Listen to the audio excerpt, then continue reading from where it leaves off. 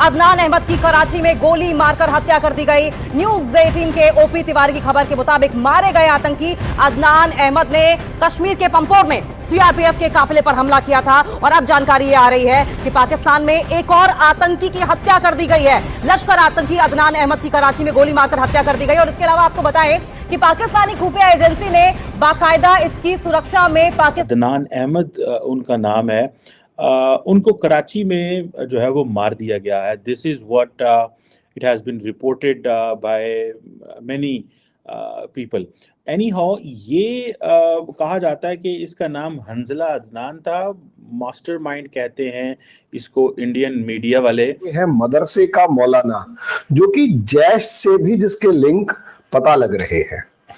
अब सोच कर देखिए, जैश से अगर लिंक पता लग रहे हैं, इसका मतलब वो किसी टेररिस्ट वो जैश मोहम्मद जैसे टेररिस्ट ऑर्गेनाइजेशन से किसी तरीके की लिंक रख रहा है, किसी तरीके की कांटेक्ट रख रहा है। अब ऐसा बंदे का मारा जाना, और उसमें भारत के अंदर हम दो बैठ के डिस्कस कर रहे हैं कि क्या ऐसा बंदा जो मारा गया, क्या इसमें एक अननोन गनमैन है। देखिए, मैं इस चीज में मानने को तैयार नहीं हूं। हालांकि लोग निखिल गुप्ता और पन्नू वाले मामले में बहुत सारे आजकल जोश में बात कर रहे हैं कि अमेरिका ने ना चाहते हुए भी ये प्रूव कर दिया कि ये जितने भी मर्डर्स हो रहे हैं अननोन गनमैन के द्वारा, उसमें भारत सरकार का हाथ। जय हिंद दोस्तों, लश्कर तैयबा का मोस्ट वांटेड हाफिज सईद आज मार दिया गया है।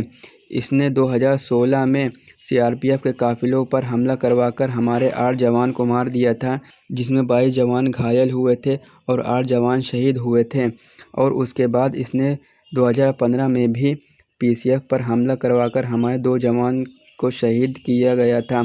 और आज कराची में अज्ञात हमलावरों ने इसको ऊपर पहुंचा दिया है। चलिए दोस्तों, वीडियो पूरा देखते हैं। बहादुर नाम का मौलाना, अब वो क्या पढ़ाता था क्या नहीं, और एक जामिया दारुल उलूम वगैरह टाइप का एक मदरसे के अंदर। लेकिन सवाल ये है, मदरसे का मौलाना जो कि जैश से भी जिसके लिंक पता लग रहे हैं। अब सोच कर देखिए, जैश से अगर लिंक पता लग रहे हैं, इसका मतलब वो किसी टेररिस्ट जैश मोहम्मद जैसे टेररिस्ट ऑर्गेनाइजेशन से किसी तरीके की लिंक रख रहा है, किसी तरीके की कांटेक्ट रख रहा है। अब ऐसा बंदे का मारा जाना, और उसमें भारत के अंदर हम दो बैठ के डिस्कस कर रहे हैं कि क्या ऐसा बंदा जो मारा गया, क्या इसमें एक अननोन गनमैन है। देखिए, मैं इस चीज में मानने को तैयार नहीं हूं। हालांकि लोग निखिल गुप्ता और पन्नू वाले मामले में बहुत सारे आजकल जोश में बात कर रहे हैं कि अमेरिका ने ना चाहते हुए भी ये प्रूव कर दिया कि ये जितने भी मर्डर्स हो रहे हैं अननोन गनमैन के द्वारा, उसमें भारत सरकार का हाथ है। लेकिन देखिए, अगर वो मामला कनाडा के अंदर है या वो मामला अमेरिका के अंदर है, तो भी मैं मानने को तैयार नहीं हूं। क्योंकि देखिए, क्या होता है ना कि कई बार मामला कुछ और होता है, घेरा कहीं जाता है, तो उस चीज को तो साइडलाइन। मैं पाकिस्तान की जो इंटरनल सिचुएशन है सर, उसके ऊपर डिस्कस करना चाहता हूं कि असलियत में पाकिस्तान की इंटरनल सिचुएशंस इतने ज्यादा खराब है कि ना तो इनसे तहरीक तालिबान पाकिस्तान संभल रहा, ना ही इनसे बलूचिस्तान संभल रहा। तालिबान इनसे बिल्कुल ही नाराज चल रहा है। ईरान की अगर आप देखें तो दिखाई दे रहा है ऊपर से कि शांत है, लेकिन अंदर से इनके जितने तगड़े तरीके से बॉर्डर कॉन्फ्लिक्ट्स हैं, वो लिटरली बहुत खतरनाक लेवल पर है। गिलगित बाल्टिस्तान के अंदर शिया सुन्नी कॉन्फ्लिक्ट से लेकर एथनिक क्लैशेस जिस तरीके से हो रहे हैं, वो एक तरीके से मामले को दिखा रहा है। और सबसे बड़ी बात, इंडिया के ऊपर इंडिया कितना शांत बैठा हुआ है। मेरे को जब हमारी भारत सरकार इतनी ज्यादा शांत बैठी हुई नजर आती है, तो मुझे ऐसा लगता है कि भाई कुछ बड़ा होने जा रहा है। अच्छा, मजे की बात ये देखिएगा कि हमारे ऊपर अभी 2-3 दिन, मतलब लगभग महीने भर से अटैक हो रहे हैं, और लगातार अटैक हो रहे हैं, आतंकवादी घुसपैठ कर रहे हैं, हमारे सैनिक शहीद हो रहे हैं, और ये इन्फिल्ट्रेशन लगातार बढ़ रही है। लेकिन जैसे पहले क्या होता था, पुलवामा अटैक का बदला लिया गया, और उसके बाद पठानकोट अटैक का बदला लिया गया, फिर उरी किया गया, ये सब चीजें। इस बार ना तो हमारी जनता ने ऐसा कुछ डिमांड किया कि हमें बदला चाहिए, ना ही भारत सरकार ऐसा क्लेम कर रही कि हमें बदला लेना है। साहब यहां पर वो जो अननोन गनमैन है वो जो कर रहा है, जिसका इंडिया कभी कोई क्लेम नहीं कर रहा, वो सारे का सारे मामले को सेटल कर रहा है। यानी कुछ ना कुछ अंदर खाते खतरनाक है। हमारे बॉर्डर के ऊपर इन्फिल्ट्रेशन बढ़ना और भारत सरकार का चुप बैठना, और दूसरी तरफ जिस तरीके से सिचुएशंस लगातार क्रिटिकल होती जा रही है पाकिस्तानी सेना के साथ, वो साफ दिखा रहा है कि पाकिस्तान की सेना जो है अंदर से कहीं ना कहीं, देखिए डरता हुआ ही तो मतलब एक आदमी है जिसके पास ताकत है, उसको मारना है, गया और वो एक आधी हल्की सी धमकी देगा कि मान जा, वो पूरा स्टेटमेंट नहीं देगा, वो कहेगा मान जा, अच्छा नहीं होगा। लेकिन जहां एक आदमी डर रहा है, घबरा रहा है, पेट में उसके गड़बड़ है, गुड़गुड़ हो रही है, वो कह रहा है हम ताकतवर हैं, हम ये कर देंगे, हम वो कर देंगे। वो हरियाणवी कहावत है ना कि भाई टाड्डा क्यों है, टाड्डा मीन्स जोर से क्यों बोल रहा है, टाड्डा क्यों है, लड़ना है, अगर छेड़ क्यों रहा है, डर क्यों रहा है, क्या डर लग रहा है। यही हाल पाकिस्तान की सेना के साथ है। सोचकर देखिए सर, पाकिस्तानी आर्मी को ये स्टेटमेंट क्यों देना पड़ा? या तो किसी ने सवाल पूछा होगा, या उसे कोई सिक्योरिटी थ्रेट नजर आ रहा होगा, या फिर उसकी सेना को कोई मतलब उसको कोई ना कोई ऐसा लग रहा होगा कि दूसरी सेना तैयारी ऐसी कर रही है जिसमें उसे अपनी ताकत दिखानी पड़ रही है। ये एक सबसे बड़ा रीजन है कि उसे इस तरीके की सर स्टेटमेंट देनी पड़ रही है।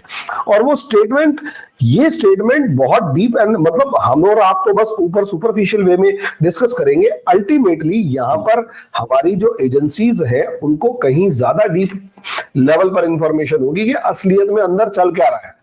और ये इतना डरा हुआ गया क्योंकि देखिए सर, पिछले वाले आर्मी चीफ से अगर पूछेंगे तो वो तो साफ कह चुके हैं कि हमारी सेना के पास टैंकों को बॉर्डर तक ले जाने के लिए तेल तक नहीं है सर, पैसा है नहीं, भीख मांगते फिर रहे हैं। अच्छा, दुबई इनके प्रधानमंत्री जिस तरीके से साइड में खड़े हुए थे पीछे की तरफ, सर ऐसा नहीं लगता जैसे क्लास के सबसे निकम्मे और फेल वाले बच्चे को साइड में, वैसे तो आधे से ज्यादा टीचर्स कह रहे हैं भाई इसको रहने दे यार, इसको क्यों फोटो में ला रहा है, लेकिन वो किसी भी तरीके से रिक्वेस्ट करके फोटो में आ गया, लेकिन उसे ऐसी जगह पर खड़ा किया कि तू है भी और नहीं भी।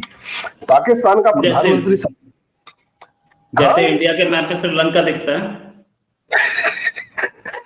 है भी और नहीं भी, वही चीज वहां पर है कि साहब बिल्कुल अलग से। इसका मतलब ये कि पैसे और अच्छा, और पाकिस्तानी टीवी चैनल्स पे क्या डिस्कशन हो रही है कि जी वहां दुबई गए हैं, मुस्लिम उम्मा मदद करेगी, डॉलर आएंगे। साहब मेरे को ये समझ में नहीं आ रहा कि आपकी जो सेना है वो दावा कर रही है लड़ने का, और आपके प्रधानमंत्री दावा कर रहे हैं कि जी डॉलर लेके आएंगे। भाई एक बात बताओ ना, अदनान था, मास्टरमाइंड कहते हैं इसको इंडियन मीडिया वाले, कि 2016 का जो अटैक हुआ था सीआरपीएफ कन्वॉय में, ये कैसे हो सकता है कि without presence of Indian apparatus in Pakistan, how is it possible? ये मुमकिन ही नहीं है। सो इट मीन्स के वो अपरेटस जो अमेरिका में या कनाडा में हमने जिसका शोर सुना पूरी दुनिया में, वो पाकिस्तान के अंदर भी मौजूद है और वो ऑपरेटर्स अपना काम कर रहे हैं। दोस्तों, लगता है जो अज्ञात बंदूकधारी उन्होंने कसम ले ली है आतंकियों को ख़त्म करने की।